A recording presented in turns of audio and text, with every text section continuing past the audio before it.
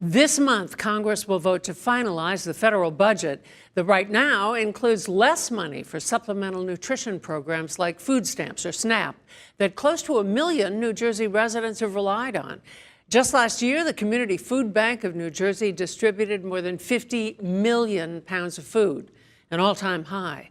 For those still chasing the dream, this is Hunger Action Month. The Community Food Bank of New Jersey's president and CEO, Deborah Vizzi, spoke with Lindsay Christian. Deborah, so today is Hunger Action Day, which is why I'm wearing orange, the official color, to raise awareness that 1 in 8 Americans are struggling with hunger. But looking at the big picture, talk about the goals of Hunger Action Month. Well, you know, it's twofold, really. It's a call to action for the state and for the country around hunger and food insecurity. And we specifically selected September as a way to highlight two things. We're entering a very busy season where people are celebrating abundance and harvest. And secondly, it ends the most critical period for us where children are in school and then out of school and then missing meals during the summer. So it's sort of a reminder again as we kick off the fall about how families, individuals, organizations can do something to help the hungry. What exactly is food insecurity? Tell us the definition. Well, basically, it's that someone doesn't know when their next meal is coming from.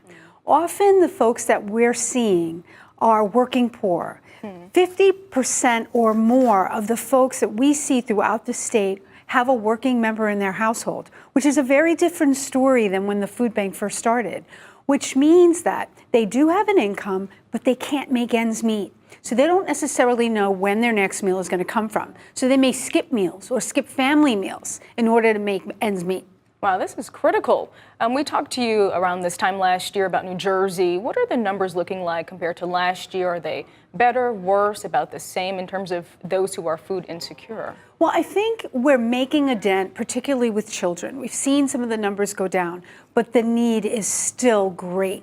And I think we can thank the state of New Jersey and all the people who support the food bank for that improvement. However, there are people we don't necessarily see, seniors who are isolated, children that don't come to a pantry, children that don't access free lunches or after-school programs that we're a part of. So while the need has somewhat changed, there is still hunger in every community in New Jersey. And I know you can relate on a personal level. You've talked about this before growing up.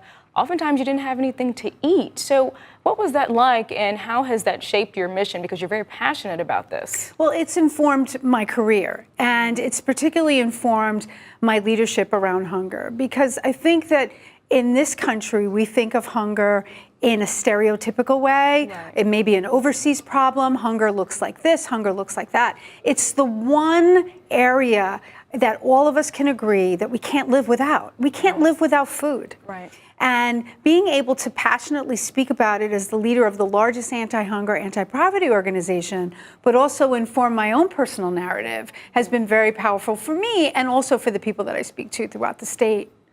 Well, your work certainly is, shining throughout. I know that the food bank is supporting Texas and Florida and those who've been affected by the Hurricanes Harvey and Irma. So what can people do to help with those relief efforts and continue to help throughout the month of September? Well, I think it's really a call to action. I think most people think of the Community Food Bank of New Jersey having its boundaries in New Jersey. However, because of our unique position in the Hurricane Sandy, we are informing a lot of technical areas for other states. You know, the food banks throughout the country are not necessarily the first responders, but we are the people that make things stable after the storm. So the thing for everyone to really think about as we enter into this season is how can they donate? How can they share the message? And of course, monetary donations are always the most important because we can leverage our purchasing power much different than a consumer. Of course, $1 equals 3 meals.